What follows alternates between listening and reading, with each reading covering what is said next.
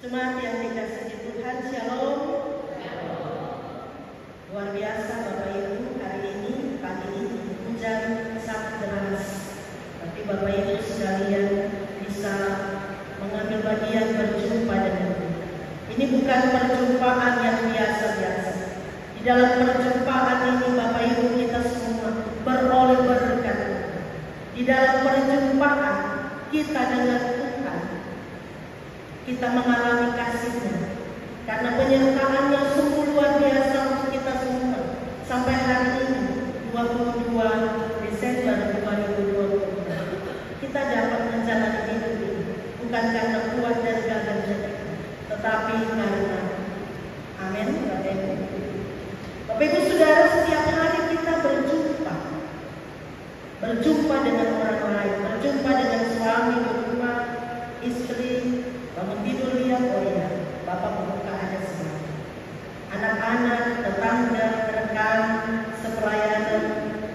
Nah, kalau kita berjumpa, ada perjumpaan yang kalau ketemu bisa sengkel, basa-basi, tapi juga ada perjumpaan yang baku lewat, karena baku dulu. Ada juga perjumpaan yang saling menguatkan, saling memberkati. Nah, dua perikop pembacaan kita hari ini tentang perjumpaan Maria dengan Elizabeth serta nyanyian pujian Maria. Perjumpaan Maria dan Elizabeth adalah sebuah perjumpaan yang penuh dengan sukacita, perjumpaan yang penuh dengan kasih, perjumpaan yang saling memberkati, perjumpaan di mana Allah dimuliakan di dalam perjumpaan ini. Allah dimuliakan di atas segala pekerjaan kudus.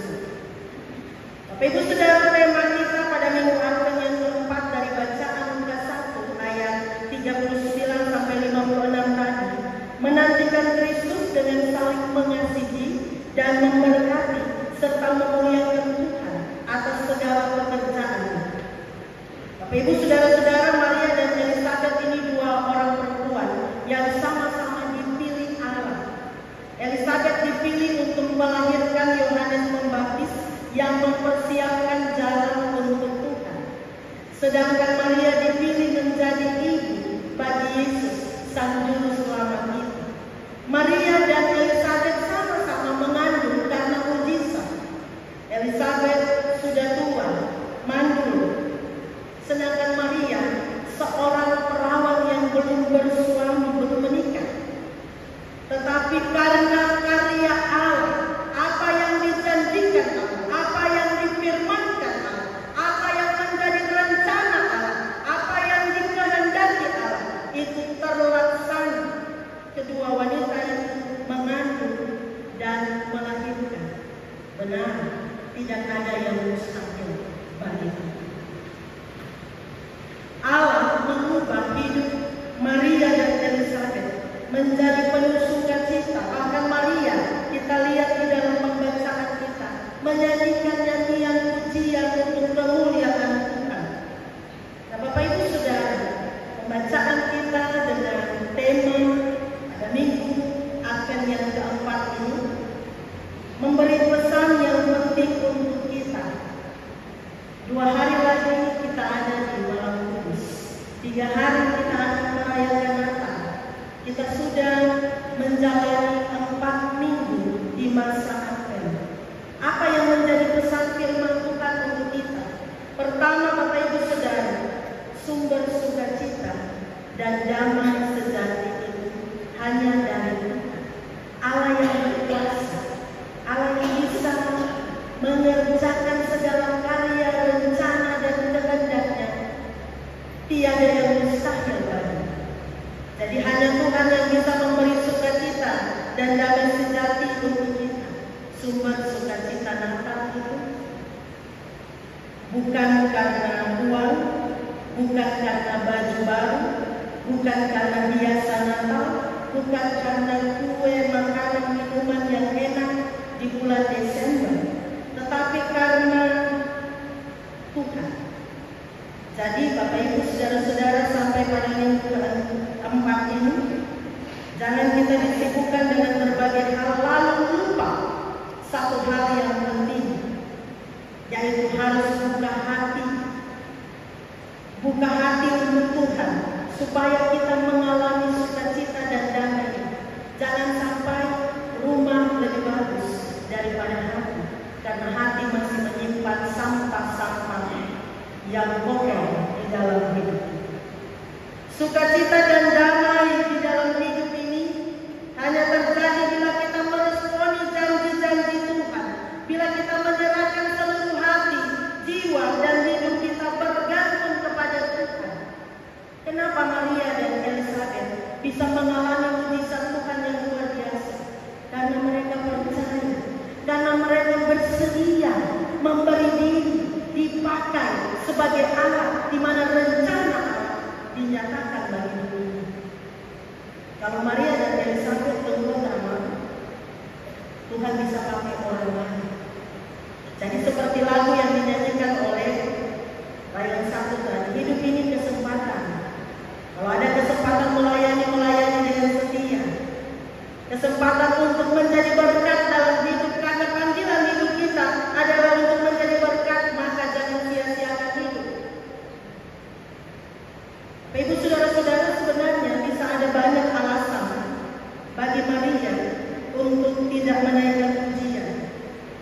Ia mengandung sedangkan ia belum menikah secara resmi, walaupun sudah bertunangan. Tentu ini menjadi aib di masyarakat. Tapi Bapak, Maria lebih memilih prioritas hidupnya kepada Tuhan, ketergantungan hidup yang sungguh kepada Tuhan. Ia tidak terpengaruh oleh komentar-komentar orang. Bukan apa kata orang, tetapi apa kata Tuhan. Maria tidak menjadi sesat meskipun hidup penuh desakan. Dan ketika hidup dipuji, Maria memilih untuk memuji Tuhan. Luar biasa dalam pujian Maria. Ia katakan, jiwaku memuliakan Tuhan dan hatiku bergembira karena Allah Juru Selamat. Itu juga yang mesti kita katakan ketika kita akan memasuki masa raya Natal dan Tahun Baru. Bahkan ketika kita masuk masa raya Natal dan Tahun Baru, ada situasi hidup yang sukar, dalam duka cita, dalam kesulitan, tapi kita tetap mengimani Tuhan jauh lebih besar dari masalah-masalah di dalam hidup. Yang kedua, Bapak Ibu Saudara, sukacita dan damai itu yang dari Tuhan. Itu bukan hanya untuk pribadi kita sendiri, tetapi itu harus dibagi dalam perjumpaan dengan sesama.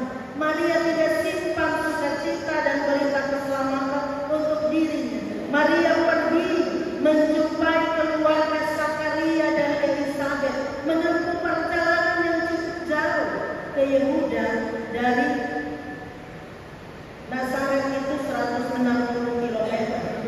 Bukan perjalanan yang dekat. Apalagi Bapak Ibu, ini dengan kondisi hamil muda.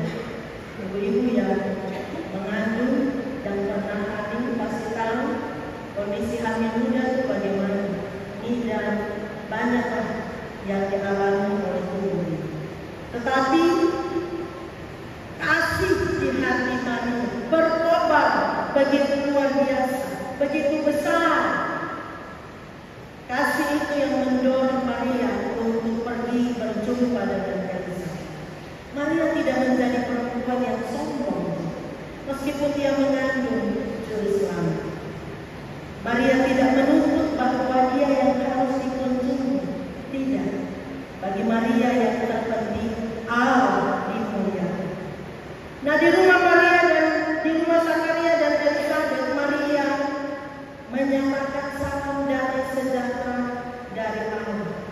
Karena Maria pernah menerima salam damai sejahtera. Jadi Maria melanjutkannya lagi. Bagaimana dengan kita, Bapak Ibu, saudara-saudara? Bagaimana dengan perjumpaan kita selama ini? Apakah kasih, berkat masih tampak dalam perjumpaan kita? Masih dirasakan oleh orang lain melalui tindakan dan kata-kata kita?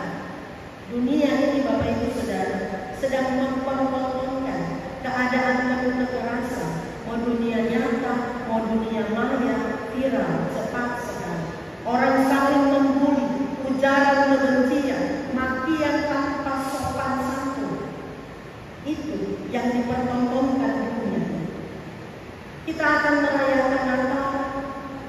sudah ada di minggu Advent keempat, mari kita ingat kedatangan Yesus adalah bukti dari kasih Allah, pernyataan kasih Allah. Karena itu nyatakan kasih untuk sesama. Bukan kasih yang pura-pura, Bapak Ibu Saudara, tetapi kasih yang mengampuni, kasih yang mendamaikan, kasih yang menguatkan, kasih yang menghadirkan sukacita dan kegembiraan bagi orang lain. Jadi mari bertanya dalam hidup kita, apakah kehadiran kita untuk orang lain ini membawa sukacita atau tidak?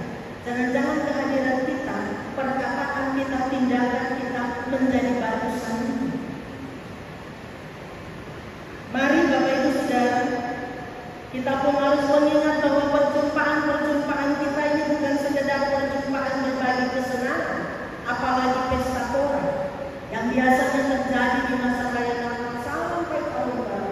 Orang lupa diri.